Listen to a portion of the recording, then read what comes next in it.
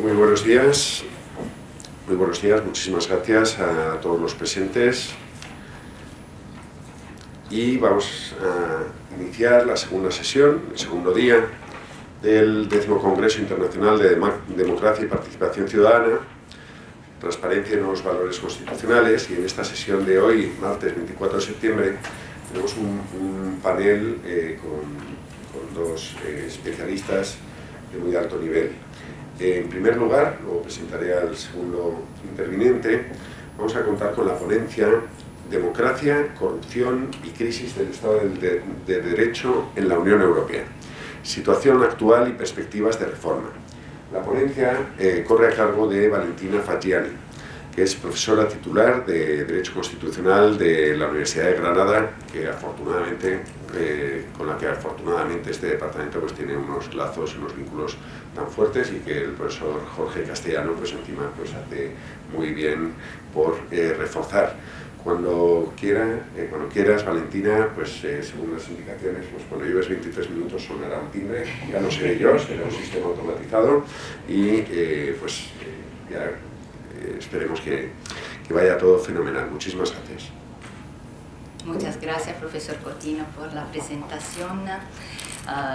En primer lugar, quiero agradecer a Jorge la invitación para participar en ese interesante congreso, y también quería darle las gracias por la oportunidad de volver a la ciudad de Valencia y a esta prestigiosa universidad. Para mí siempre es un honor y un placer. En mi intervención les hablaré de democracia, corrupción y crisis del Estado de Derecho. En concreto, analizaré cómo la corrupción afecta a la democracia y al Estado de Derecho en la Unión Europea.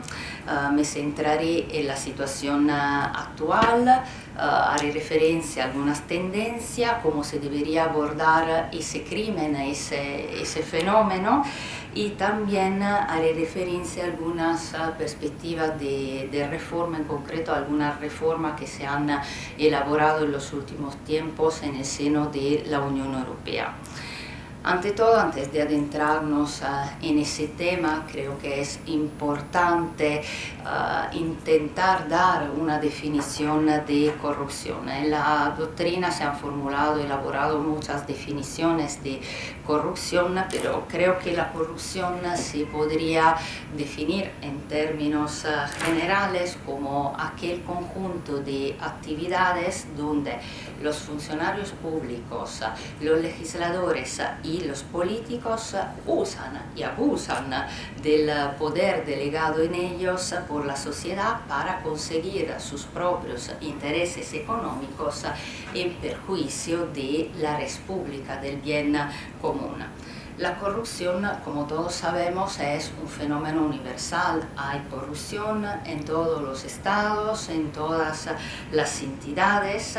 Es por lo tanto un fenómeno complejo, sistémico, diría multidimensional y también transnacional, puesto que afecta hoy en día a todos los niveles de gobierno, desde los ámbitos locales, a los gobiernos nacionales, a las instituciones también de la Unión Europea y a las organizaciones internacionales. Por lo tanto, afecta a la sociedad en su conjunto y también se interrelaciona con las demás formas de criminalidad organizada, como por ejemplo terrorismo, tráfico de personas, blanqueo de capitales, cibercrimen, nuevos crímenes contra el medio ambiente, por ejemplo. Según la doctrina política, la corrupción en los sistemas democráticos también se puede definir como microgolpes de Estado, como criminalidad del poder.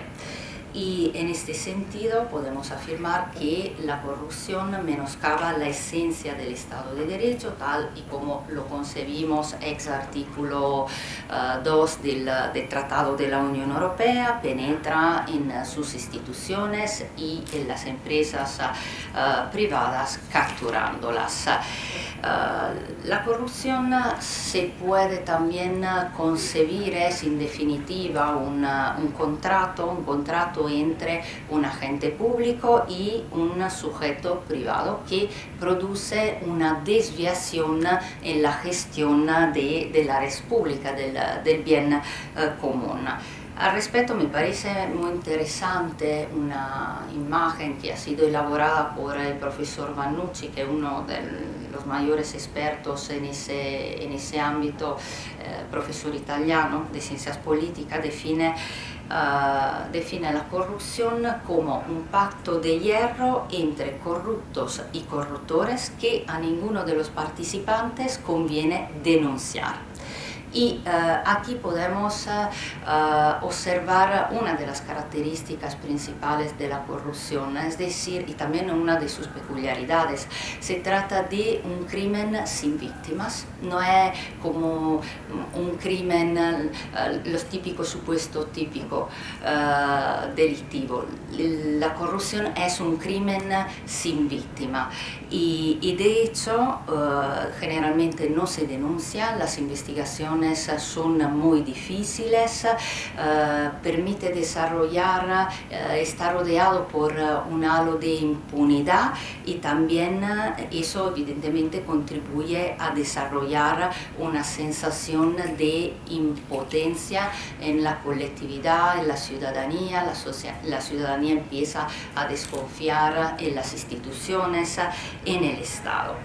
Ahora bien, la corrupción no afecta solo a la esencia del Estado de Derecho, sino que afecta también a la economía, y de hecho la Unión Europea pierde muchísimo dinero cada año por la corrupción, y eso evidentemente contribuye también a las democracias más vulnerables.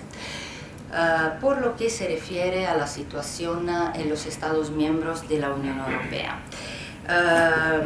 Según los resultados de los índices elaborados por Transparencia Internacional, que es la principal organización comprometida en ese ámbito, entre los 20 países menos corruptos en el mundo, más de la mitad son Estados miembros de la Unión Europea. No obstante, Transparencia Internacional ha también observado y ha puesto de relieve en el último informe que en ese último año ha habido un empeoramiento, y ha sido la primera vez en más de una década. Además tenemos que observar que la situación, el panorama entre los Estados miembros de la Unión Europea es muy variado. Existen importantes diferencias entre los distintos estados. Por ejemplo, los estados menos corruptos, es decir, los estados más virtuosos en ese sentido son Dinamarca, Finlandia y también Noruega. Y en cambio los más corruptos de la Unión Europea son Hungría, Rumanía y Bulgaria, y también los estados de la ampliación, es decir, los estados de los Balcanes occidentales, se encuentran por debajo de la media. Bien, la lucha contra la corrupción se puede concebir como un elemento de salvaguarda del Estado de Derecho, y de hecho ha inspirado todas las medidas adoptadas por la Unión Europea para la defensa del rule of law. Es suficiente pensar, por ejemplo, en la institución del mecanismo de cooperación y verificación. Ese mecanismo fue instituido en 2006 para supervisar el cumplimiento de las reformas adoptadas por Bulgaria y Rumanía, y por lo tanto para facilitar el proceso de integración de estos dos estados. Y después podemos pensar, por ejemplo, al reglamento de condicionalidad horizontal, el reglamento 2092 de 2020, que es un mecanismo muy interesante porque supedita la recesión de los fondos de la Unión Europea al cumplimiento, al respeto de los elementos esenciales, de los elementos constitutivos del Estado de Derecho, como por ejemplo la independencia judicial o la estrategia de lucha contra la corrupción. Y después tampoco podemos soslayar, por ejemplo, todo el conjunto de sentencias que han sido dictadas en estos años, tanto por el Tribunal Europeo de Derechos Humanos como por el Tribunal de Justicia de la Unión Europea en relación con la situación de evolución democrática en Hungría, en Rumanía y en Polonia. Y en estas sentencias se puede observar cómo ambos tribunales ponen de relieve, destacan el nexo entre la presencia de déficit sistémicos en los sistemas judiciales y administrativos de estos países y su mayor exposición, su mayor vulnerabilidad al desarrollo de fenómenos de corrupción. Y por lo tanto la corrupción sin duda facilita el proceso de involución democrática, y esto lo hemos visto en los países de Europa centro-oriental. También dificulta los procesos de transición constitucional, y con esto me refiero sobre todo a los países del área de los Balcanes occidentales que están intentando acercarse a la Unión Europea. Pero en realidad la corrupción es un fenómeno mucho más complejo porque en definitiva es parte integrante del sistema, puesto que tampoco los demás estados, como los estados más desarrollados en términos democráticos y constitucionales, están exentos de ese fenómeno, ¿no? Y España, por ejemplo, constituye también un ejemplo que merece ser estudiado, y también Italia ha tenido escándalos importantes de corrupción. Es suficiente recordar los escándalos de Tangentopoli, Mani Pulite, Manos Limpias, ¿no? Pero ha habido mucho más escándalos. Y también tenemos que considerar que hoy en día la corrupción ha adquirido un carácter transnacional. Lo hemos visto antes, es decir, afecta a todos los niveles de gobierno, y podemos observar también que estos esquemas de corrupción se han reproducido en las mismas instituciones de la Unión Europea. Es suficiente pensar en el caso del Qatargate. El año pasado fue el caso sin duda más impactante, pero porque fue también un caso muy simbólico, y por varias razones. Ante todo porque ha mostrado la existencia de una crisis en la UE y de la Unión Europea. También ha mostrado la existencia en estas instituciones de sistemas de corrupción de carácter reticular, de extrema gravedad. Se trata de supuestos de corrupción que definiría de élite, porque se maneja muchísimo dinero, y después ese caso ha afectado a la institución de la Unión Europea, que por definición debería representar a los pueblos de Europa, la institución que se supone que presenta un menor déficit democrático. Y después también ha mostrado la influencia, la injerencia, y eso evidentemente es otro problema que tiene la Unión Europea, la injerencia de estados terceros en los procesos decisorios de la Unión Europea. Y como podemos observar, se trata de terceros estados que no destacan precisamente por el respeto de los derechos humanos. Evidentemente el Qatargate no es el único caso. Por ejemplo, actualmente también se está hablando de casos que han involucrado a Europol, que es la agencia de la Unión Europea en materia de cooperación policial, y Se habla, por ejemplo, de un caso de un director adjunto de Europol de nacionalidad rumana que presentó un certificado falso en el que se declaraban los 15 años de experiencia profesional para poder asumir ese cargo. Y este asunto ahora se encuentra en la Fiscalía Europea. Y se está revisando por una posible malversación de fondos de la Unión Europea.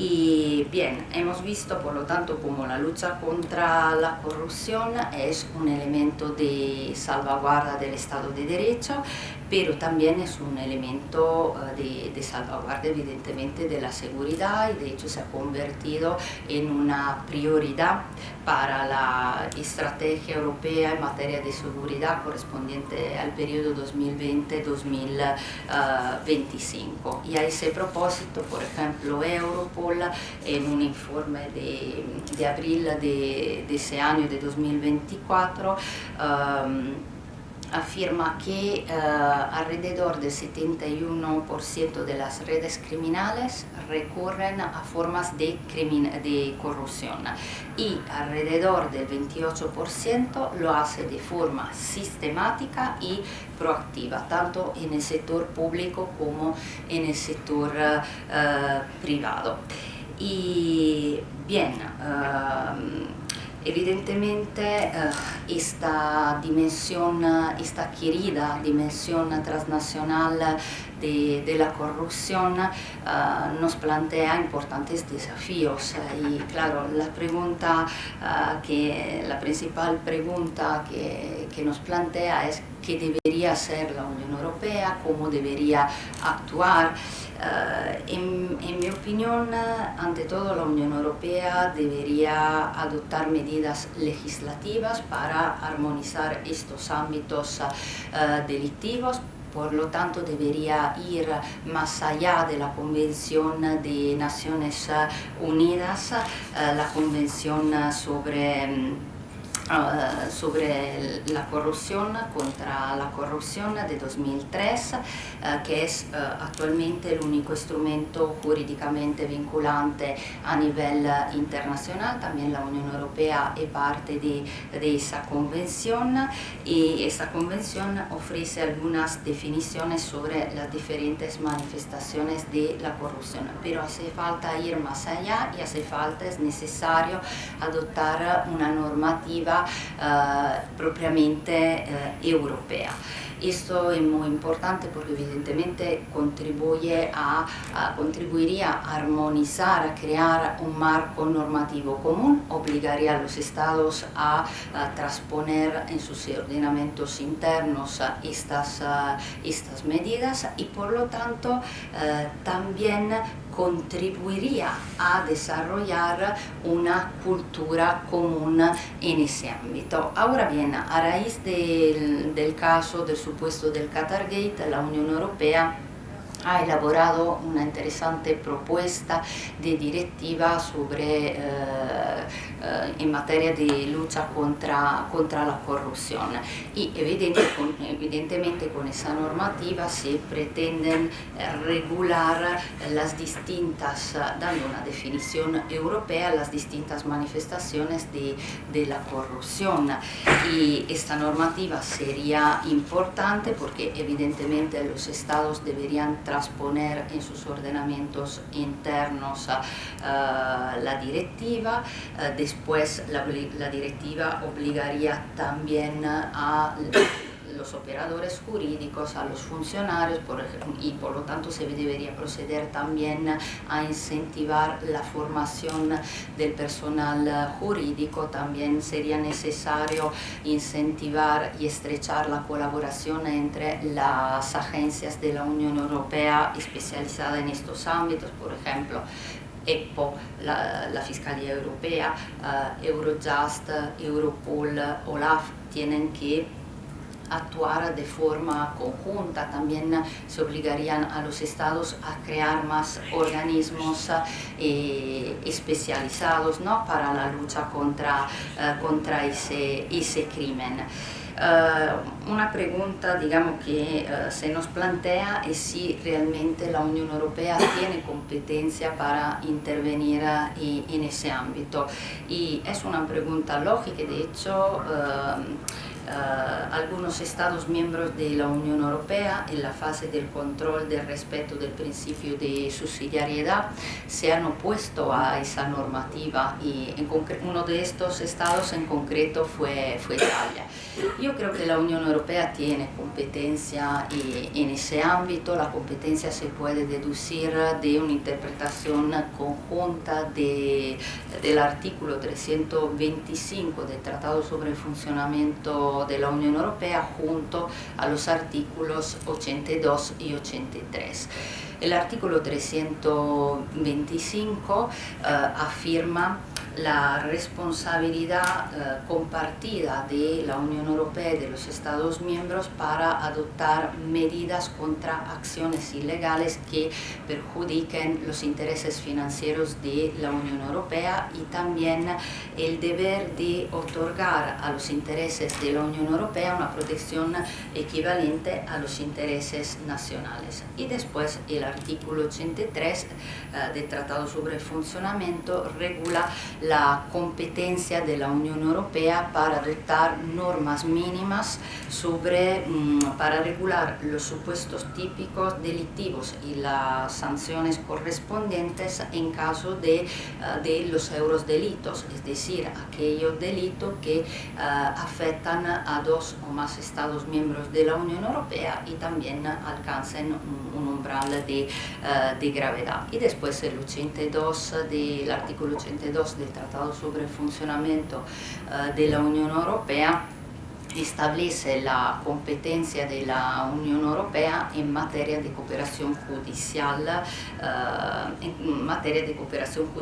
penal, y por lo tanto todo aquel conjunto de medidas que pueden permitir identificar, perseguir, sancionar, enjuiciar a los supuestos culpables de estos crímenes.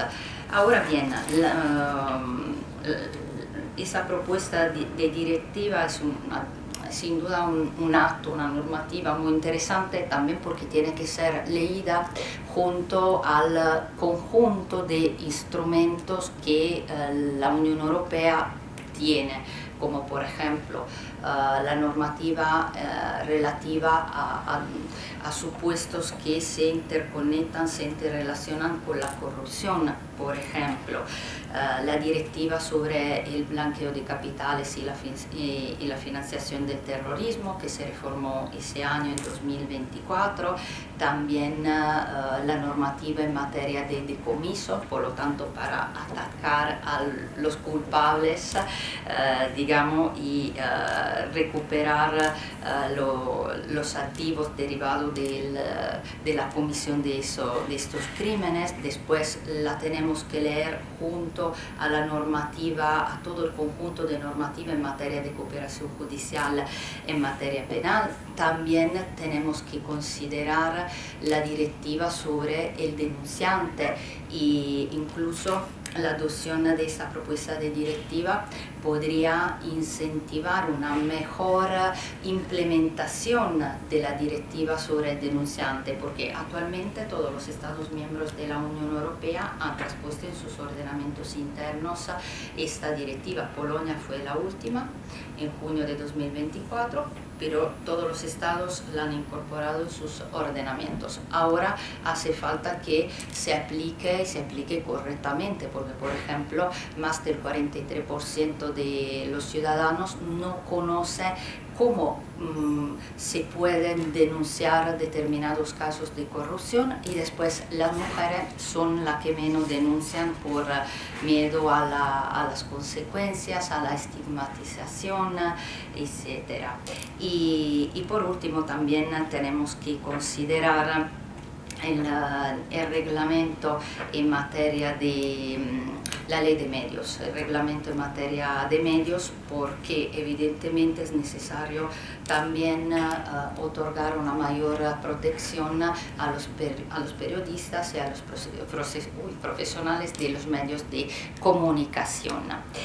Y bien, en definitiva, para resumir, no sé si tengo todavía tiempo, creo que ya se ha acabado, y para resumir, la Unión Europea evidentemente necesita una estrategia para luchar contra la corrupción y su adquirida dimensión transnacional.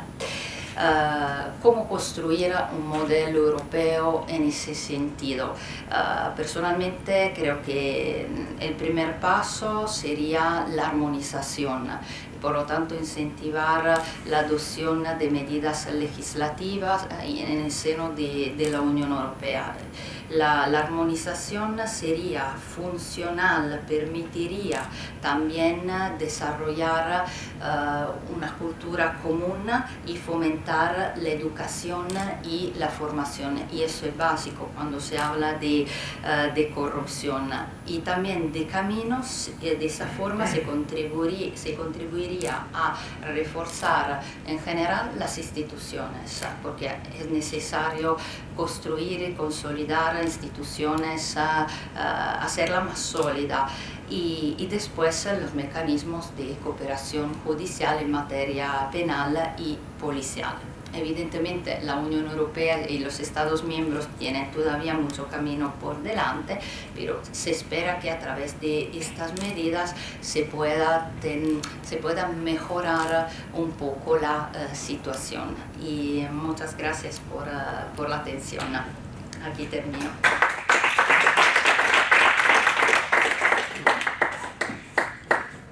Pues, querida Valentina, muchísimas gracias por tu intervención y por acogerte al tiempo, porque yo soy siempre muy estricto con el tiempo, porque es lo que nos permite que haya luego también tiempo para el otro ponente y para que haya también debate. No obstante, he preguntado al director de este curso para si le parecía bien, como son dos temas muy diferentes, iniciar un pequeño debate, unas reflexiones o preguntas sobre tu intervención, y luego ya pasaríamos a la otra intervención.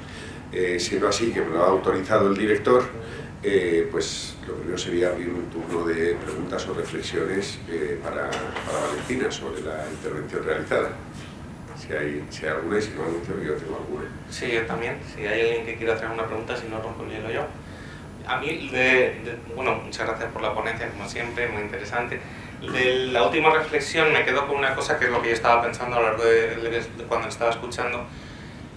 Hacer un planteamiento global a través de la Unión Europea de la percepción de la corrupción, a mí es lo que creo que es más difícil, es más allá de la comunicación entre instituciones y demás, es la propia percepción ciudadana de la corrupción. Entonces, cuando han detallado los países, claro, dice Dinamarca, Noruega, etcétera, la perspectiva que tenemos los países del sur de Europa respecto de ese mismo hecho es lo que a mí veo más difícil. Entonces, cuando al final decía hay que luchar precisamente por generar una educación colectiva de reproche a esta situación, claro, yo creo que hay, más allá del derecho, que obviamente sí que puede regular las cuestiones, el ámbito cultural de la propia percepción de la corrupción, yo creo que es el muro más difícil. No sé qué le parece a usted respecto a entender situaciones relativamente comunes o incluso asimiladas como normales, que en otros países serían impensables que se consideran. Entonces, ¿cómo lo ve usted? Ya ha adelantado un poco la cuestión del ámbito educativo, pero si tiene alguna cuestión más a comentar,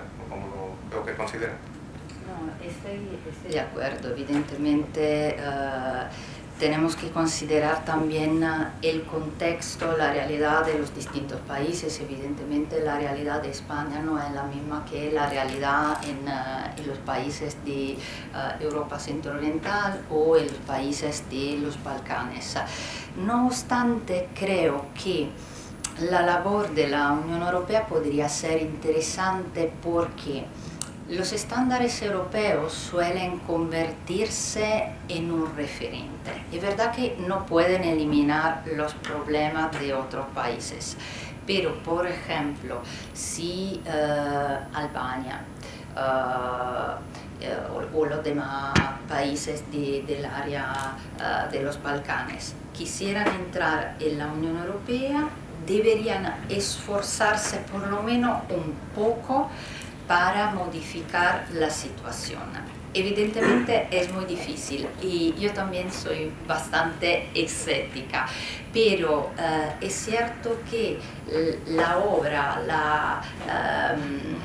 la acción de la Unión Europea puede ser importante porque se puede convertir y suele convertirse en un punto de referencia. Evidentemente no elimina los problemas estructurales de los países, y esto lo hemos visto también directamente con la crisis del Estado de Derecho en los países de Europa del Este. Son los primeros que se han dejado llevar por este proceso involutivo, pero sí algo se podría hacer.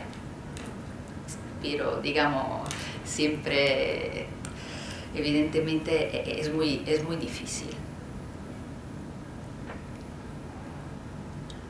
Muchísimas gracias. Yo tenía una reflexión para ver cómo lo valora usted. Yo me dedico desde hace muchos años a temas de transparencia, pero siempre he intentado rehuir un poco la corrupción, porque la corrupción es excesivamente inabordable desde el punto de vista jurídico, porque es un fenómeno social, político, económico y con no pocos flecos políticos desde muchas disciplinas que van desde la penal, la reacción penal, la reacción del ámbito administrativo, la transparencia en sí, también la transparencia es estrictamente concebida, y usted además ha detallado muy bien desde el punto de vista de la Unión Europea los diversos enlaces que tiene para tener títulos competenciales para abordarlo, y son muy amplios. La reflexión que quería hacer, pues, como es un fenómeno que usted, pues, al final, como es habitual y lo ha señalado el profesor Castellanos, se acaba acudiendo al fenómeno cultural, que es lo que es más importante, lo que desde siempre se ha señalado, y basta ver los índices de transparencia internacional sobre la percepción de corrupción. Donde no hay corrupción es precisamente en los países que no tienen tradición católica. Los países de tradición puritana, como son todos los países escandinavos, todos los Países Bajos, Suiza, que no es de la Unión Europea, pues tienen unos índices de corrupción prácticamente inexistentes. Y lo curioso es que y obviamente pues conforme bajamos hacia el sur de Europa, pues ahí es donde se complica especialmente. Luego los países anglosajones, que también mayormente son de tradición no católica, pues también tienen muy diferentes datos de corrupción. Y esto lo señalo respecto de la respuesta regulatoria. Respecto a la respuesta regulatoria, yo en transparencia lo conozco muy bien, lo que es estrictamente transparencia, pero en temas más propiamente de afrontar la corrupción, se da el fenómeno que en los países en donde no es algo preocupante ni nada parecido la corrupción, pues la respuesta jurídica es muy limitada, y sobre todo, pues ya sobre todo en el ámbito administrativo, que además lo vivimos en la universidad y en otros ámbitos, pues las normas no contienen ni mucho menos toda una panoplia de garantías que sí que tienen y están inundadas todas las normas del sur de Europa, España y probablemente pues me imagino de origen italiano, que conoce específicamente bien. Es decir, tenemos una experiencia en España y seguramente en Italia de regular masivamente muchísimas normas frente a la corrupción, cuya eficacia es más que discutible o probablemente ninguna. Y todo ello se complica con la crisis económica del 2007-2008, que la gente se enfada mucho más con la corrupción, con la crisis económica, y como reacción, lo hemos visto en España, y también yo he estudiado especialmente el caso de Francia, la reacción es importar los modelos de compliance de tipo anglosajón, que en aquellos países funcionan fenomenalmente porque están en una base cultural totalmente diferente. De manera que aquí hemos importado, cuando digo aquí, y en Francia ha pasado lo mismo, sistemas de códigos, sistemas de buena conducta, de autorregulación, que encima eluden, en la medida de lo posible, la reacción sancionadora o la reacción penal. Con lo cual, creo que el negocio es especialmente mal negocio, porque hemos importado un sistema que ni siquiera tiene las consecuencias negativas que puede tener la aplicación del derecho. No me extiendo más, pero ello nos lleva a que, por ejemplo, en España tenemos la ley de transparencia y buen gobierno, y la parte de buen gobierno jamás, nunca se ha aplicado. Los códigos de conducta que existen en la Comunidad Valenciana, etcétera, etcétera, no sé si una vez se excusó el cese de una directora general sobre esa ley, pero realmente no se aplica. Entonces, quería preguntarle, vamos, hecha esta reflexión, su percepción, porque además yo lo estoy padeciendo en la universidad, que todas las normas presumen que somos delincuentes y tenemos que adjuntar todo tipo y no evitan absolutamente ningún fenómeno de corrupción. Gracias. No, sí, bueno, yo creo que la norma, en el caso, por ejemplo, de la Unión Europea, ahora mismo la Unión Europea creo que tenga el deber de intervenir. Después, otra cosa es la aplicación que se hace de estas normas en el ámbito de los Estados miembros, y ahí tenemos un problema. Y por ejemplo también en el caso de la directiva sobre el denunciante, es una buena normativa. Lo que pasa es que, por ejemplo, la ciudadanía no sabe cómo denunciar, muchos ciudadanos no se atreven a denunciar, o en el caso de otras normas acaban sin aplicarse. Yo creo que eso reenvía un poco también a lo que decía antes Jorge de la cultura. Y yo creo que hay que proceder tanto de forma paralela, ¿no? Pero no tanto paralela, porque después se acaban cruzándose. Pero por un lado, intervenir adoptando medidas, evidentemente no una proliferación de normas, pero simplemente la que se tengan que adoptar. Y después el tema cultural y por lo tanto la educación. Pero sin duda no es una tarea fácil, no, en absoluto. ¿Y por qué? Porque es un fenómeno endémico también, que caracteriza sobre todo a ciertos países. No se puede eliminar, pero tenemos que intentar mejorar por lo menos la situación. Y yo creo que eso, realmente no tengo más respuesta, porque somos conscientes de que es un fenómeno muy complejo, endémico, un fenómeno incluso estructural, podríamos decir. No se puede eliminar, pero por lo menos tenemos que intentar hacer lo que esté en nuestras manos, ¿no? Entonces proceder por un lado a través del derecho, regulando, siempre con cuidado, evidentemente, y después, por otra parte, a través de la educación y de la formación. Pero no es fácil. Muchísimas gracias. Yo que creo, no es una visión totalmente nihilista. Hay muchos instrumentos normativos que son eficaces, pero me da la impresión de que la mayoría no se miden su eficacia y entonces generan un coste a las administraciones brutal, porque estas normas que son para prevenir la corrupción, que son ineficaces, pero tienen un coste muy, muy alto. Y entonces es una pena, porque normalmente los juristas, ni es nuestra ocupación, pero no medimos la eficacia de las políticas normativas que se adoptan, y con lo cual pues creo que incluso el efecto pedagógico es una polución normativa que genera un efecto pedagógico en la sociedad que es contrario a la cultura de la corrupción.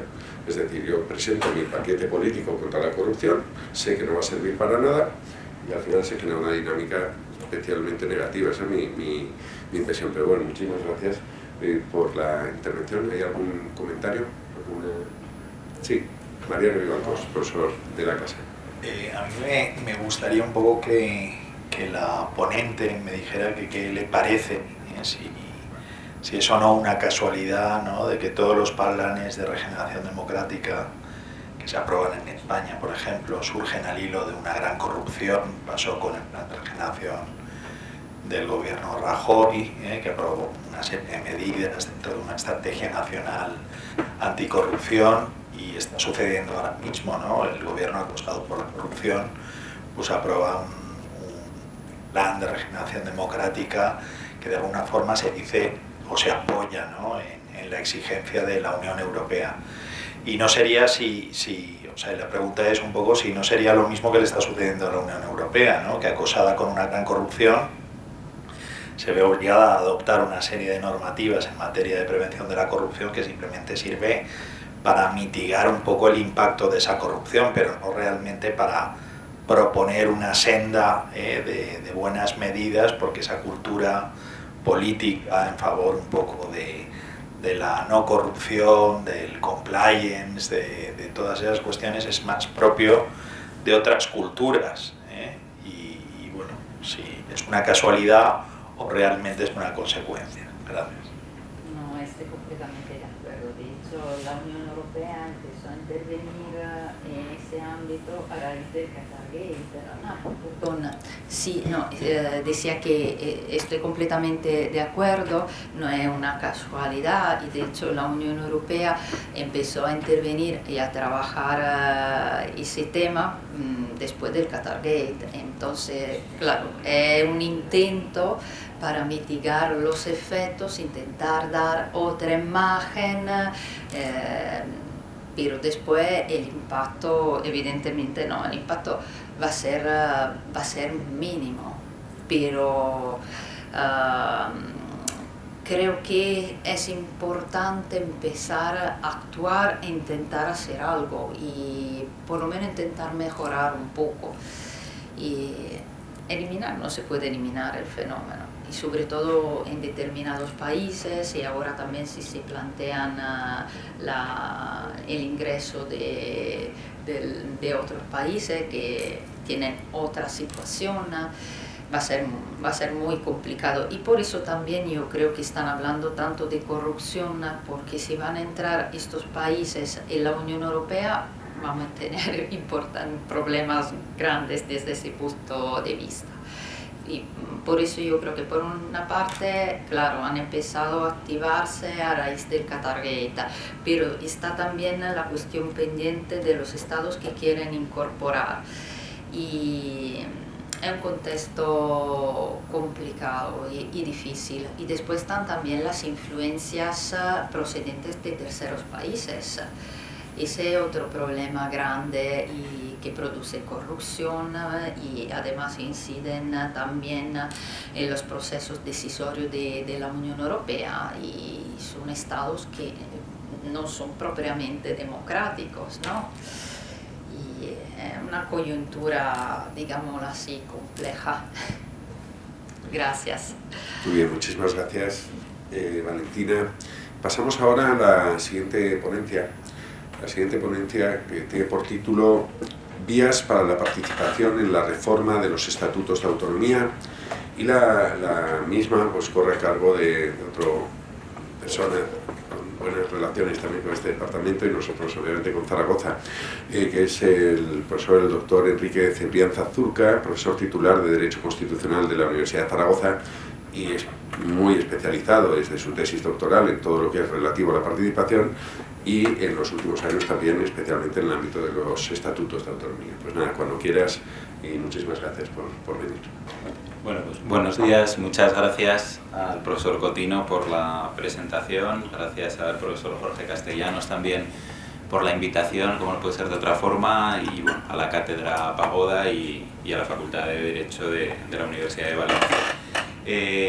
Como ha adelantado el profesor Cotino, intención es centrarme en otro tema que efectivamente no tiene nada que ver con el anterior, y que son las distintas vías de participación que existen en los procesos de reforma de los estatutos de autonomía. Quisiera aclarar desde el principio que realmente cuando hablamos de esas posibles vías de participación, estas pueden ser muy amplias, ¿no? Y de hecho cada vez más en la literatura científica y en la práctica también de manera comparada en procesos de reforma tanto de constituciones o de textos que podrían asemejarse, como podrían ser los estatutos de autonomía, cada vez se ponen en marcha procesos de participación más amplios, ¿no? Podríamos decir a través pues, de grupos ciudadanos, muchas veces seleccionados por sorteo. Un compañero nuestro, el profesor Víctor Cuesta de la Universidad de Las Palmas de Gran Canaria, tiene una monografía bastante reciente en el que estudia también todos estos procesos participativos añadidos, ¿no? Podríamos decir. Pero en mi intervención, y también para tratar de ajustarme al tiempo, voy a hablar de lo que podríamos decir, lo que podríamos calificar como participación institucionalizada, ¿no? Es decir, centrándome en tres fases que podrían ser la fase de iniciativa, la fase parlamentaria, ¿no? La fase de discusión parlamentaria, y una última fase que tendría que ver con los referéndums de ratificación, ¿no? Analizando algunas cuestiones relativas a la regulación existente y realizando también, al final, de alguna forma, alguna propuesta. En primer lugar, creo que al hablar de la reforma de los estatutos de autonomía, creo que es bueno, aunque desde luego es en buena medida innecesario dada la calidad del público que hay en esta sala, pero recordar algo acerca de la naturaleza jurídica de los estatutos de autonomía y en relación con eso también de su reforma, ¿no? Como es sabido, el artículo 81 de la Constitución afirma que son leyes orgánicas, entre otras las que aprueban los estatutos de autonomía. Por lo tanto, no cabe duda de que los estatutos son leyes orgánicas aprobadas por las Cortes Generales. Sin embargo, también, como sostiene la mayor parte de la doctrina, con la que evidentemente estoy de acuerdo, tampoco cabe duda de que los estatutos no son unas leyes orgánicas que puedan, sin más especificación, podríamos decir, equipararse al resto de leyes orgánicas. Existe una serie de diferencias importantes en cuanto a su iniciativa, en cuanto a su contenido, en cuanto a su rigidez. Además, por otra parte, la propia literalidad del artículo 81 parece diferenciar, al leerse, entre el estatuto en sí y la ley orgánica que aprueba el estatuto, ¿no? Pudiendo esta ser entendida casi como el vehículo formal necesario para la existencia de la materialidad de aquel, ¿no? De la materialidad del estatuto. Y también, por otro lado, la Constitución asume a lo largo de su contenido un elemento de voluntariedad de las comunidades autónomas, incluso antes de la propia existencia de los sujetos titulares del derecho a la autonomía, un elemento de voluntariedad, podríamos decir, que contribuye a singularizar esa naturaleza jurídica de los estatutos. La existencia de dos voluntades que dan como resultado un acto complejo está desde luego presente en aquellas comunidades que se formaron por la vía del artículo 151, pero también, aunque sea con una menor intensidad, la distinción de sujetos participantes también es muy perceptible en el procedimiento del artículo 146. La naturaleza jurídica y las características de los estatutos de autonomía mantienen su especificidad cuando lo que se trata de enfocar, como trato de hacer aquí, es su propia reforma, ¿no? El apartado tercero del artículo 147 afirma que la reforma de los estatutos habrá de llevarse a cabo según lo establecido en sus propios contenidos y que será necesaria, en todo caso, vuelve a recordarse, su aprobación por ley orgánica. Por lo tanto, esa confluencia de voluntades diversas, de alguna forma, como digo, se da con mayor claridad, si cabe, en la propia reforma, en comparación con la que fue la aprobación estatutaria. Siendo las reformas llevadas a efecto igualmente por medio de una ley orgánica, de nuevo aquellas no pueden operarse, podríamos decir, por medio de cualquier ley orgánica. Por el contrario, habrá una participación necesaria de los órganos representativos de la comunidad autónoma e incluso, en su caso, habrá una participación también del correspondiente cuerpo electoral mediante referéndum, ¿no? Una vez que tenemos recordadas de alguna forma esas características de la naturaleza jurídica de los estatutos y de su reforma, si nos centramos en la primera de las fases, en la fase de la iniciativa, podríamos decir que los estatutos han seguido la regla que con carácter general se establece cuando lo que se pretende iniciar es un procedimiento de reforma de la Constitución, puesto que entre los sujetos habilitados para iniciar un procedimiento de reforma de la Constitución, según el artículo 166 de la misma, no se encuentra, como es sabido, la ciudadanía, ¿no? Este artículo, el 166, al remitir a los apartados 1 y 2 del artículo 87 de la Constitución, deja fuera voluntariamente el 87.3, que es precisamente el que hace referencia a la iniciativa legislativa popular. Bien, de alguna forma, en mi opinión, yo creo que esta actitud casa mal con la que habría de ser una visión coherente e integral del texto constitucional, ¿no? Máxime cuando de lo que se trata es de la operación simplemente de dar inicio a una posible reforma. Y todavía llama más la atención cuando esta iniciativa, como es también sabido, estuvo presente en el anteproyecto de reforma de la Constitución y fue después expresa y voluntariamente eliminada. En la propuesta de reforma constitucional presentada en 2014 por la Junta General del Principado de Asturias, de la que podríamos decir que si no fuera por el número de registro, podríamos afirmar que el Congreso, 10 años después, sigue desconociendo su existencia. En esa propuesta se defendía la incorporación de la iniciativa popular a las vías por las cuales pudiera activarse la reforma de la Constitución. En todo caso, los estatutos fueron desde el comienzo coherentes con la regulación constitucional, optando asimismo por no contemplar la opción de que fuera una parte de la población la que pudiera poner en marcha los procedimientos de reforma estatutaria. Pero es que, y esto es especialmente relevante, recordando lo que decíamos antes, en el caso de los estatutos no se trataba solo de una cuestión de coherencia en relación con los procedimientos de reforma de la Constitución, sino que se trataba de algo más. No puede olvidarse, como hemos dicho, que los estatutos son leyes orgánicas. Siendo esto así, el artículo 87.3, al regular la iniciativa legislativa popular, excluye de manera expresa el recurso a este instrumento participativo para los casos de materias propias de ley orgánica, ¿no? Es por lo tanto realmente en esta prohibición del artículo 87.3 donde tendríamos que encontrar la razón última que explica que los estatutos de autonomía no contemplasen la iniciativa popular como elemento activador de su reforma. Ello sumado, por si fuera poco, a que diversos estatutos, además, aunque ya estaba claro, incorporan expresamente entre las materias excluidas para la ILP, para la iniciativa legislativa popular, su propia reforma, ¿no? Por lo tanto, ese primer elemento relativo a la iniciativa es un elemento que está ausente, ¿no? Cuando hablamos en nuestra regulación, hoy por hoy está ausente cuando hablamos de los procedimientos de reforma de los estatutos de autonomía. Cuando hablamos de la fase parlamentaria, y contando con que esa fase parlamentaria, precisamente por esa naturaleza jurídica de los estatutos, se produce en dos parlamentos diferentes, no obstante podemos encontrar una serie de elementos que, pensando sobre todo en los parlamentos autonómicos en los que nacería ese procedimiento de reforma y que con los desarrollos que está habiendo en los últimos años relativos a las regulaciones de los parlamentos abiertos, muchas de ellas incorporadas en los propios reglamentos parlamentarios, tenemos elementos en los cuales quizás sí que podríamos encontrar una ventana, podríamos decir, de participación añadida de la ciudadanía en esos procedimientos de reforma estatutaria, ¿no? Por ejemplo, podemos pensar en las audiencias legislativas, ¿no? Que pueden ser audiencias legislativas ciudadanas, sobre todo cuando se trata de proyectos de ley en la regulación de determinados reglamentos parlamentarios, o podremos hablar también de enmiendas de iniciativa ciudadana, ¿no? Que en todo caso tienen que ser después asumidas e incorporadas por grupos parlamentarios, pero que pueden encontrar su origen en esa participación ciudadana. En todo caso, es cierto que en los procedimientos de reforma estatutaria habidas en los últimos tiempos, con regulaciones ya de parlamentos abiertos, en muchos de esos parlamentos que iniciaban los procedimientos de reforma, tampoco es esta una vía que se haya explotado en exceso, ¿no? Sino que ya esas vías establecidas por los parlamentos abiertos en todo caso han encontrado su razón de ser en otros trámites legislativos y no tanto en los procedimientos de reforma estatutaria, pero sí que son cuestiones en las que podríamos fijarnos en esa fase intermedia, ¿no? en la que sería la propia fase parlamentaria.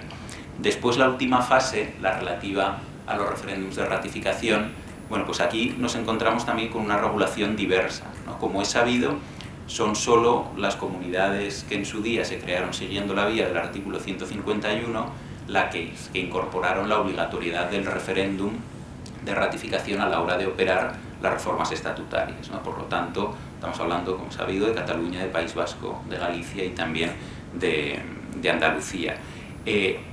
Habría sido posible que las comunidades que se crearon por la vía del 143 hubieran incorporado también esta obligación en sus procedimientos de reforma. Es decir, no había ninguna prohibición expresa de que eso pudiera haber sido así. Es cierto que por la aplicación del propio principio dispositivo y como un elemento de la propia voluntariedad de las comunidades autónomas no se incorporó ese elemento en aquellos estatutos originariamente creados por la vía del artículo 143, pero podría haberse hecho. En las reformas que se han ido produciendo en los últimos años y en las últimas décadas, en algunos casos sí que se ha introducido esta exigencia o esta facultad, ¿no? Podríamos decir, hay 4 comunidades autónomas, que son esta, la Comunidad Valenciana, también Aragón, la comunidad de la que vengo, y Canarias y Extremadura, que en las reformas de sus estatutos operadas hace unos años, incluyeron un referéndum final de ratificación a la hora de reformar los estatutos de autonomía, con una serie de diferencias también entre ellas. En el caso de la Comunidad Valenciana y de Canarias lo incluyeron como un elemento de obligatoriedad, ¿no? Teniendo en cuenta también que en el caso de la Comunidad Valenciana, si el procedimiento de reforma del estatuto consistía únicamente en una ampliación de competencias, podía no celebrarse ese referéndum, y teniendo en cuenta que en el caso de la Comunidad de Canarias establece realmente dos procedimientos de reforma del estatuto, y que en uno de ellos, el que tenía que ver precisamente con lo relativo a una ampliación de derechos, tampoco es necesario y tampoco es obligatorio celebrar ese referéndum final de ratificación. Pero realmente se establecen, podríamos decir, como excepciones a una nueva regla general, que es la de que en principio habrá de celebrarse ese referéndum, ¿no? No es casualidad precisamente que sean la Comunidad Valenciana y Canarias las que introduzcan ese referéndum como obligatorio, aunque contemplen también situaciones en las que pueda no celebrarse. Y digo que no es casualidad porque son precisamente las dos comunidades autónomas que, aunque en su momento no llegaron a constituirse expresamente por la vía del artículo 151, lo hicieron por la del 143, pero a través también de la Lotrava y de la Lotraca, y luego también pasando el tiempo, ¿no?, con una ampliación competencial y con una situación institucional idéntica a la de las comunidades del 151, las que incorporen precisamente ese elemento, que era un elemento que les seguía de alguna forma diferenciando de las del 151, ¿no? Luego, las otras dos comunidades, que son Aragón y Extremadura,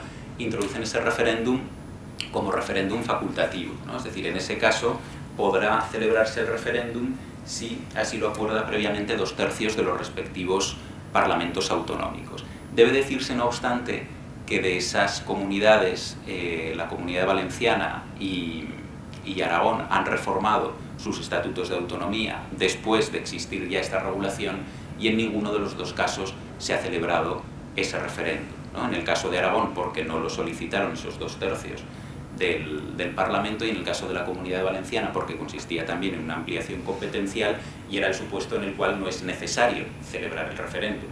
De todas formas, en los dos casos podría haberse celebrado, ¿no? Y esto, bueno, guarda relación también con algunas cuestiones que muchas veces cuando hablamos de procesos participativos y cuando hablamos de la ampliación de las vías de participación, y luego al final volveré también sobre esto al respecto de otra cuestión, tiene que ver con el hecho de que muchas veces ampliamos desde el punto de vista jurídico, desde el punto de vista normativo, las posibilidades de participación, pero luego no lo llevamos a la práctica, ¿no? Entonces eso nos lo encontramos también en nuestra regulación en muchos ámbitos, y al final eso de alguna forma acaba produciendo muchas veces también cierta frustración, ¿no?, y cierta melancolía, en el sentido de decir, bueno, son instrumentos que estamos ya incorporando a nuestro ordenamiento jurídico, pero que cuando tenemos la posibilidad de ponerlos en marcha, no los ponemos en marcha tampoco, ¿no? Pero en todo caso, esa es la regulación que existe en lo relativo a lo que sería esa última fase del referéndum.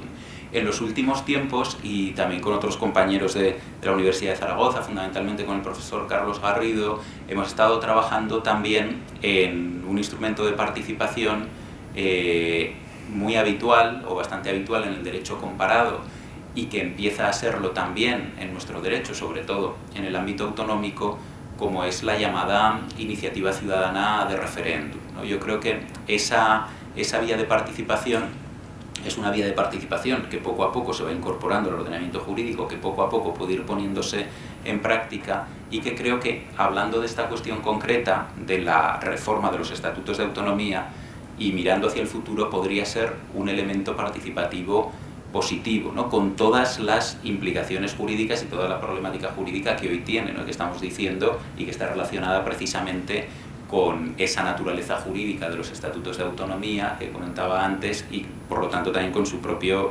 procedimiento de reforma. De todas formas, antes de volver sobre eso, quizás al final, sí que me gustaría traer aquí la única regulación, podríamos decir, similar a lo que sería esta iniciativa que hoy existe en nuestro ordenamiento jurídico, también con muchos problemas, algunos de los cuales son estos que les estaba comentando. Me refiero al procedimiento de reforma que está contenido hoy por hoy en el Estatuto de Autonomía de Cataluña, aprobado en el año 2006, y concretamente en sus artículos 222 y 223, que son los que regulan estos procedimientos de reforma. Allí se contempla la posibilidad de que sean 300.000 firmas acreditadas de ciudadanos de Cataluña con derecho a voto quienes traten de iniciar ese procedimiento de reforma estatutaria. Realmente, por las razones que sabemos, no está reconocida expresamente una iniciativa, porque no puede estarlo, ¿no? Por lo que hemos visto antes, sino que lo que hacen es, se recoge la posibilidad de proponer al Parlamento de Cataluña el ejercicio de esa iniciativa de reforma. Me parece interesante y creo que no se ha llamado la atención suficientemente sobre esa regulación, que es una regulación que existe desde el año 2006 en ese Estatuto de Cataluña, ¿no? Y creo que al respecto podríamos hacer una serie de consideraciones. La primera de ellas es esta que les comento, que es recordar que efectivamente no se está recogiendo una iniciativa de reforma porque no puede recogerse una iniciativa de reforma hoy por hoy, sino que se está recogiendo una propuesta al Parlamento, pero puede ser un primer paso interesante, ¿no? El hecho de que 300.000 firmas de ciudadanos con derecho a voto de Cataluña puedan proponer al Parlamento una iniciativa de reforma. Una segunda cuestión que podemos comentar tiene que ver con esa disociación que antes comentaba, que a veces se produce entre la letra impresa de la norma y la realidad, ¿no? Que es una característica habitual, por desgracia, cuando hablamos de estos procesos participativos. Esto es así porque lo que dice el Estatuto de Cataluña en ese procedimiento de reforma es que el Parlamento tiene que regular este procedimiento. Es decir, el propio Estatuto establece la obligación al Parlamento de Cataluña de que regule ese procedimiento. Bien, esto es algo que 18 años después todavía no ha ocurrido.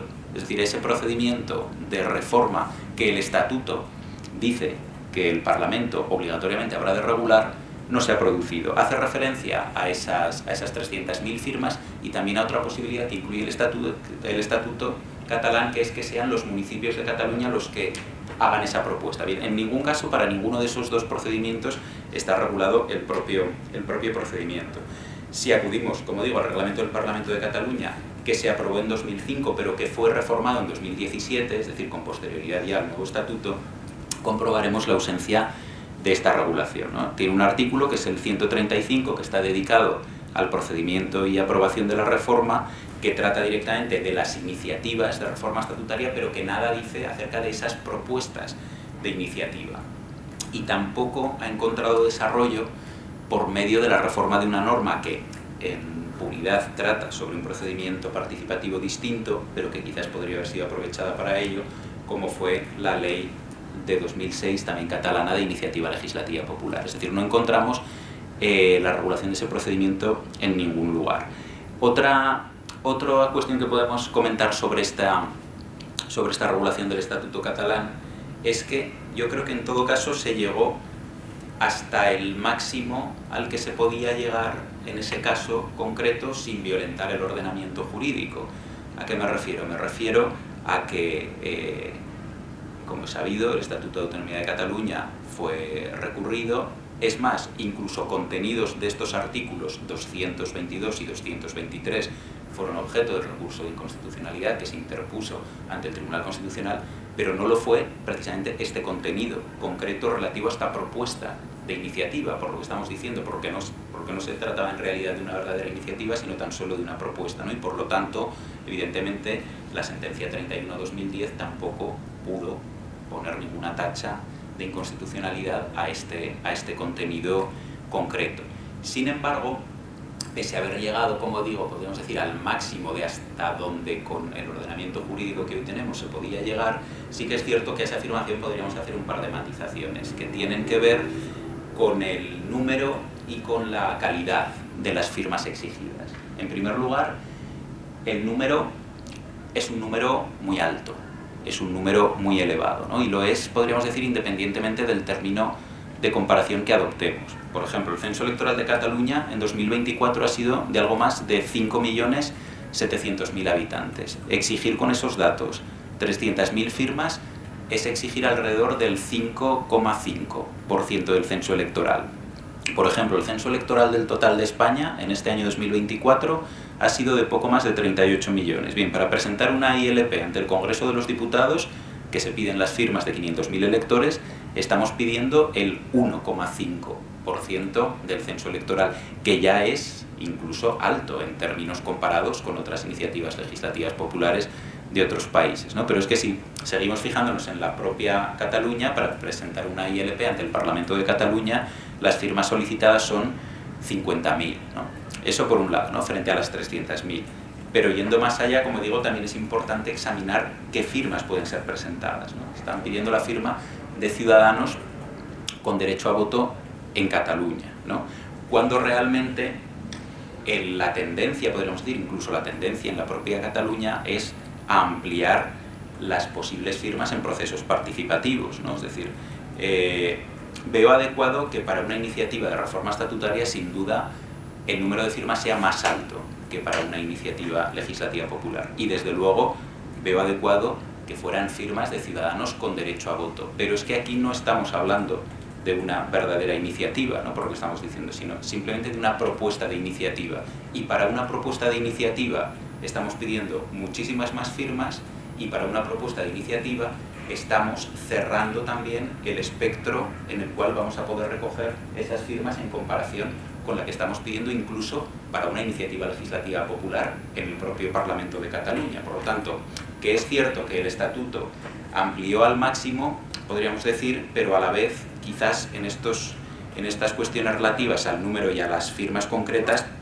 pudo haber sido más generoso, ¿no? Bien, una vez que ha quedado claro que lo que en el procedimiento de reforma del Estatuto se incluye es tan solo una propuesta de iniciativa, ya termino, cabría preguntarse si esa propuesta, enlazando con lo que decía antes, sería para una iniciativa de reforma estatutaria o para una iniciativa de referéndum, ¿no? De reforma estatutaria.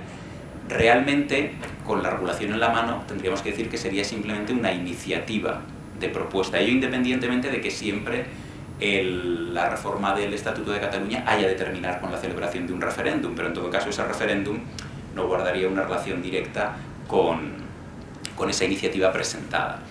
Realmente, y enlazando con esas cuestiones que comentaba y con la que entiendo que puede ser una bondad, que es la práctica de esa iniciativa ciudadana de referéndum en nuestro ordenamiento jurídico, yo creo que cuando hablamos de la posibilidad de reformar estatutos de autonomía,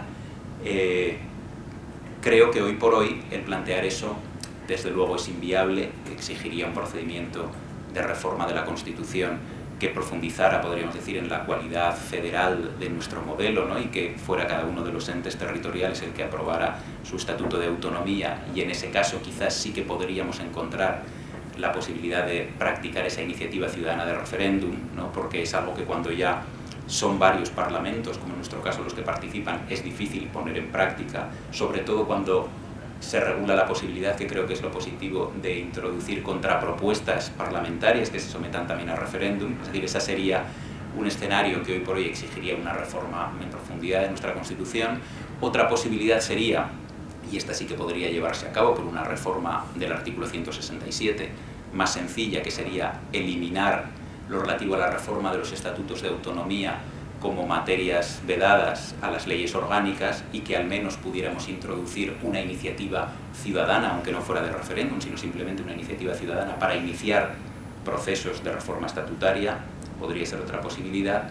Y incluso mucho más modesta, y hablando únicamente solo en este caso del caso catalán, pero podría servir para que otras comunidades autónomas se animasen y lo incluyesen en su regulación, podría simplemente cumplirse ese mandato que hace el Estatuto y que el Parlamento regulase ese procedimiento de participación, ¿no? Y quizás de esa manera, y sobre todo hoy, habiendo pasado lo que ha pasado en la Comunidad Autónoma de Cataluña y estando quizás en otro momento político, podría existir la puesta en práctica por parte de la ciudadanía de una iniciativa de reforma de su estatuto. Bueno, son una serie de posibilidades más o menos exigentes, pero que creo que podríamos plantearnos, porque creo que siempre es interesante conectar la ciudadanía, la participación de la ciudadanía con el funcionamiento de sus instituciones y también concretamente con el funcionamiento de sus instituciones de autogobierno. Nada, gracias.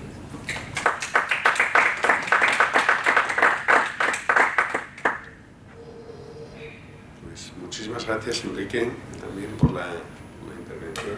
Además, traéis, no solo conocéis la materia, sino que traéis escritas las ponencias también de haber trabajado intensamente esta materia. ¿Alguna intervención, alguna reflexión para romper el hielo? Mariano. Ya os he contado porque tenía una evaluación de una asignatura adelantada. No, a mí me gustaría un poco saber la opinión respecto de la casuística valenciana en relación a la última reforma del Estatuto en el 19, ¿no? Que algún compañero nuestro, colega de este departamento, dijo que es la primera vez que el Estatuto incumplió su propia reforma, ¿no?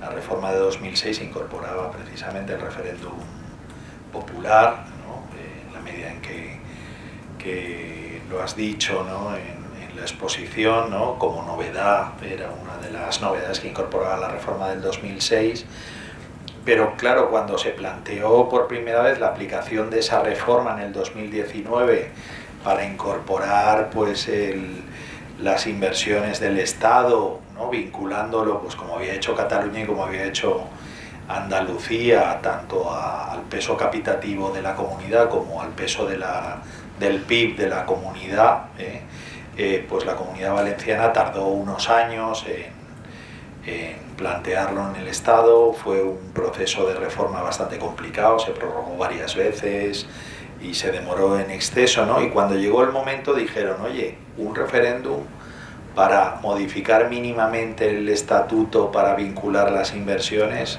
cuesta 7 millones de euros, ¿no? El hacerlo. Vamos a ahorrárnoslo y esa disposición de reforma, en vez de donde tocaba, vamos a meterlo en las competencias que evita el acudir a un referéndum, ¿no?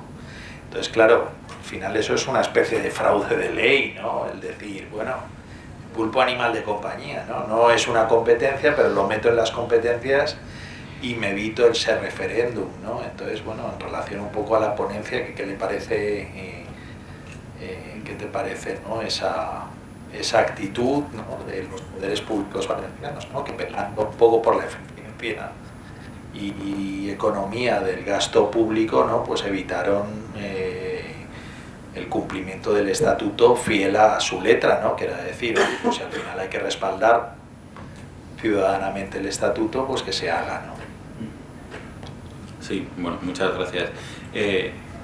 Y yo estoy de acuerdo también, claro, aquí estamos tocando diversas cuestiones, ¿no? Que algunas se trata de hacer referencia, que tiene que ver con el hecho de incluir procesos participativos en las normas para después, por una razón o por otra, no ser llevados a cabo. Es cierto que esa reforma es dudosa, ¿no? Es decir, yo estoy de acuerdo también con esa visión, ¿no? Y es cierto también que, bueno, que el argumento económico es un argumento muy importante y un argumento que siempre se tiene en cuenta cuando se habla de procesos participativos y cuando se habla fundamentalmente de referéndums. Pero, claro, no puede ser el argumento económico, en todo caso, bueno, podemos entender que sea un argumento válido para no regular, ¿no? Pero cuando ya está regulado, no es un argumento que como juristas podamos aceptar, ¿no? Y en esos casos, bueno, podemos tratar de buscar soluciones. A veces se buscan soluciones y son soluciones que se llevan a cabo en otros países y que muchas veces se proponen, ¿no? Que es tratar de hacer coincidir distintos procesos de participación, ¿no? O que, por ejemplo, la celebración de un referéndum coincida con la celebración de unas elecciones para la elección de representantes, ¿no? Que vemos que es algo que ocurre a nivel comparado. Bueno, podemos tratar de buscar soluciones imaginativas, podríamos decir, de ese tipo para tratar de mitigar los efectos económicos, pero los efectos económicos que desde luego existen y están allí, lo que no podemos es que si existe una regulación tratemos de retorcer el ordenamiento jurídico para ahorrar esos costes económicos, ¿no? Y bueno, luego también como sociedades tenemos que tener en cuenta, bueno, celebrar unas elecciones cuesta muchísimo dinero también, pero a nadie se nos ocurre dejar de celebrar elecciones por el dinero que esas elecciones cuestan, ¿no? Por lo tanto, bueno, también tenemos que hacer una reflexión como sociedad y entender cuál es el valor que damos también a los procedimientos participativos, ¿no? Pero en todo caso, sí que es cierto que en esas cuestiones pueden hacerse quizás coincidir con otros procesos participativos que pueden tener que ver también con elecciones, ¿no? También en mi intervención hablaba del caso del caso de Aragón. El caso de Aragón es distinto porque ahí no se establece como una obligación, sino que se establece simplemente como una posibilidad, pero en Aragón también se ha reformado el estatuto en el año 2022, hace casi 2 años, porque fue a finales de 2022, que además era en el año en el que se cumplían los 40 años de la aprobación del estatuto de 1982, ¿no? Y que incluso y era un referéndum, perdón, y era una reforma sobre una cuestión que había bastante acuerdo político, ¿no? Eran 2 puntos que tenía que ver con la eliminación de los aforamientos y con unos cambios en materia electoral para impedir que la provincia de Teruel perdiera un diputado en las Cortes de Aragón, ¿no? Y había habido bastante acuerdo político, prácticamente una unanimidad en las Cortes de Aragón, pero quizás precisamente en un año que nos llenaron de fastos por los 40 años y tal, pues quizás también podría haber sido una buena cosa que la ciudadanía votara en referéndum una reforma de su estatuto en ese año del 40 aniversario, precisamente para producir quizás esa conexión mayor con las instituciones, ¿no? Es decir, tampoco se hizo porque allí sencillamente no lo solicitaron los 2/3 de las Cortes de Aragón, que es perceptivo, ¿no? Pero en el otro caso, que lo que se está haciendo realmente ya es retorcer ese ordenamiento jurídico, pues yo entiendo los argumentos económicos y soy consciente, pero como juristas aquí no podemos validar eso, no podríamos decir.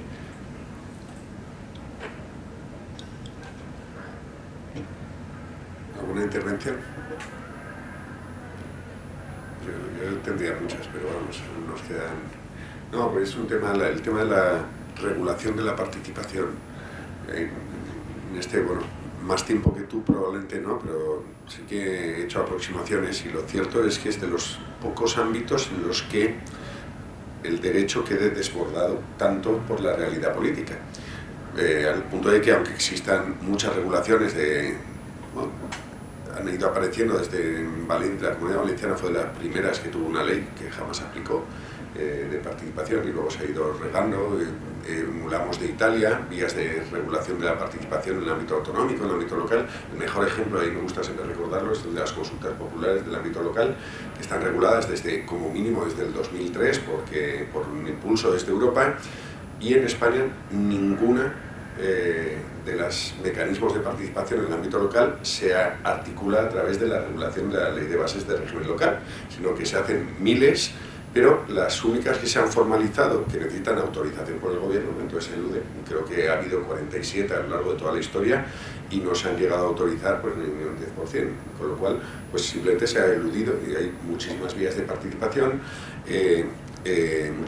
participación, pero eluden la normativa. En el caso más centrado, que es el propio de los estatutos, yo te preguntaría un poco, porque también me venía a memoria y no tiene que ver con los estatutos, era la iniciativa de la prohibición de los toros en Cataluña, que vino con una iniciativa legislativa popular, de las muy pocas que han triunfado en España. A nivel autonómico hay algunas más, pero no demasiadas. Pero claro, aunque le des la forma de iniciativa legislativa popular, al final lo que había era algo teledirigido desde los partidos políticos, con lo cual la realidad política pues, se transmuta todo mucho.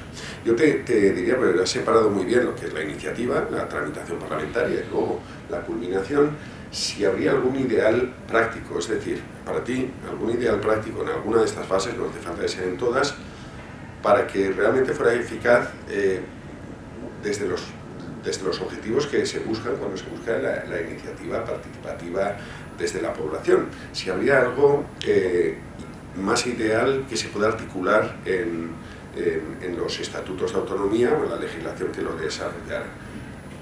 O lo que te diría que en la práctica ha resultado más útil, porque es que en la práctica yo creo que no ha habido experiencias en el ámbito de reforma estatutaria. Sí, pues yo estoy de acuerdo con la percepción que establece el profesor Cotino. Yo creo, y he hecho referencia también a eso en la intervención, que quizás un instrumento participativo que puede haber funcionado a nivel comparado y que, como he dicho, estamos empezando a introducir en nuestro ordenamiento jurídico, puede tener que ver con el de la iniciativa vinculada al referéndum, ¿no? Porque sí que es cierto que la iniciativa, como iniciativa legislativa popular, en nuestro país ha dejado muy pocos frutos, ¿no? A lo largo de a lo largo de más de 40 años, ¿no? Sí que es cierto que a nivel autonómico ha habido una traducción algo mayor, pero sí que es cierto que en la mayor parte de los casos pues es uno de esos procedimientos muy costoso, muy dificultoso y que termina conduciendo muchas veces a esa frustración que comentaba antes y muchas veces a una ausencia real de resultados, ¿no? Y por otro lado, el referéndum como tal pues también ha tenido, bueno, pues por la regulación que existe en nuestro país, pues una traducción práctica muy escasa. Pero creo que conectar ambas instituciones, ¿no?, por medio de esa iniciativa ciudadana o popular de referéndum, puede ser interesante porque puede servir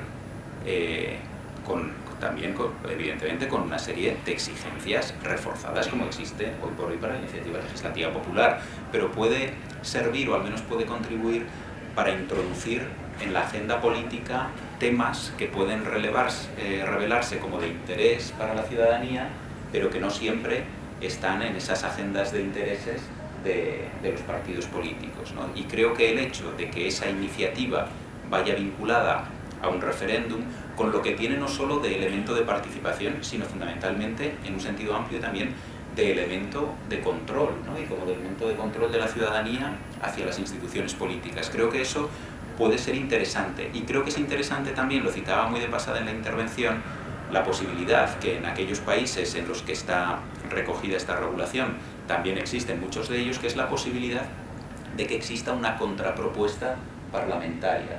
Es decir, que cuando un grupo amplio de ciudadanos lleva a cabo una iniciativa que se sabe que va a ser una iniciativa que tiene que terminar, si supera los filtros necesarios, que tiene que terminar sometiéndose a referéndum, que el propio Parlamento pueda elaborar una contrapropuesta que también se va a someter a referéndum de la ciudadanía para ver cuál de las dos prefiere esa ciudadanía, creo que eso activa a esa clase política y se ve obligada a reflexionar sobre un tema que, con todas esas firmas detrás, parece demostrar que supone un interés ciudadano que se va a someter a referéndum, ¿no? Y ante eso tienen la capacidad de elaborar otra contrapropuesta que normalmente es la que se acepta mayoritariamente en referéndum, ¿no?, viendo algunas experiencias, porque es una contrapropuesta que probablemente está mucho más elaborada, que lleva a cabo una integración de diversos intereses y sensibilidades políticas, que es lo que aporta precisamente el trabajo parlamentario, pero de alguna forma ha existido esa obligación de llevar a cabo precisamente ese trabajo parlamentario. Creo que caminar por esta senda puede, o sea, no es ninguna solución ni tengo yo ninguna varita mágica, ¿no?, pero creo que eso podría ser positivo. Muchas gracias. Una repregunta muy rápida, Remedio. Un segundo. No, perdón, un segundo. Es precisamente como tienes en mente algún ejemplo de lo que has propuesto, si me lo pudieras especificar, porque entiendo que hablas ya de un referéndum que es opción A, opción B. Pienso, o sea, no recuerdo ningún tema concreto, pero pienso fundamentalmente en estado... Creo que en mi intervención te puede... Perfecto, era eso. Me queda con la curiosidad. Lo que nuestro compañero está preguntando no solo es una posibilidad o de referenda, es el núcleo del sistema suizo. Yo tendría que regalaros, pero de momento solo me han enviado muy poco. Un libro sobre el sistema constitucional suizo que acabamos de sacar. Pero también he hecho hace un año o dos, por cierto, gracias a la Fundación Jiménez Abad, un estudio de participación, un estudio comparado entre España e Italia. Italia han tenido hace unos pocos años un gran debate por el problema del referéndum aprobativo, que hay quien, creo recordar que era, ¿cómo se llaman como nuestros Podemos? Empezó con Panela y ha ido cambiando, luego fue el Olivo, la izquierda, la izquierda. Bueno, proponen algunos que no solo sea abrogativo, que haya una propuesta. Yo, en fin, esta introducción, que tal vez ha sido demasiado larga, es solo para decir que en España no tenemos participación popular más que el Consejo Abierto, pero participación popular no la hay. Tú has comenzado tu intervención, luego no has entrado ya más en ello, pero con una palabra que es la esencial para entender nuestro sistema, y es institucionalización o institucionalizada, algo así has dicho. Todos nuestras figuras jurídicas participativas son institucionalizadas, hasta el punto que iniciativa legislativa pura no hay en nuestro artículo 87 más que una, el proyecto de ley. ¿Por qué? Porque el proyecto de ley pasa, como cuando sale el toro del toril. Todo lo demás son propuestas, hasta que alguna cámara ejerce el trámite de ahora no me sale la palabra, de asunción del tema, de la proposición. Hasta entonces no hay propiamente iniciativa. Iniciativa legislativa solo es la que te mete en la Cámara, le guste o no a la Cámara. Lo demás, ya digo, son propuestas. Bueno, me parece bien que le des alguna idea a los catalanes, que ellos no necesitan que les des muchas ideas. Pero se me hace difícil ver cómo algo que nosotros también tenemos, nuestra ley de iniciativa popular, algo que nosotros llamamos de iniciativa legislativa. Iniciativa legislativa y popular en nuestra Constitución es una contradicción, porque vuelvo a decir, propuestas pues podemos hacer todas las que queramos, pero iniciativa legislativa es esa. No hay más, disculpa, no sé si lo he hecho muy largo. Y entonces, claro, el caso que tú propones sí que es real en su vista. Y ahí no hay institución. No hay institución que obligue a nada, porque el pueblo, un número de ciudadanos lo proponen y un número de ciudadanos lo acabarán aprobando por referéndum. Y allí sí que es donde el Parlamento puede, generalmente lo prepara el Consejo, porque bueno, son los que dominan la situación, y ahí sí que el Parlamento en muchas ocasiones hace una contrapropuesta o metapropuesta, es decir, no necesariamente tiene que ser al contrario y tal. Claro, ¿por qué se aprueba esta? Pues porque esta ya cuenta con más... pero, salvo en este caso, la intervención de las instituciones no hace falta para nada. Mientras que nosotros no podemos hacer nada sin pasar por alguna institución. Tú fíjate el referéndum constitutivo. El rey, a propuesta después de que se hayan reunido y todos son la participación en España es institucional, tamizada, dominada y controlada por las instituciones. Y eso es lo que me ha parecido que en tu intervención comenzabas a decir. Disculpa si no lo he entendido bien.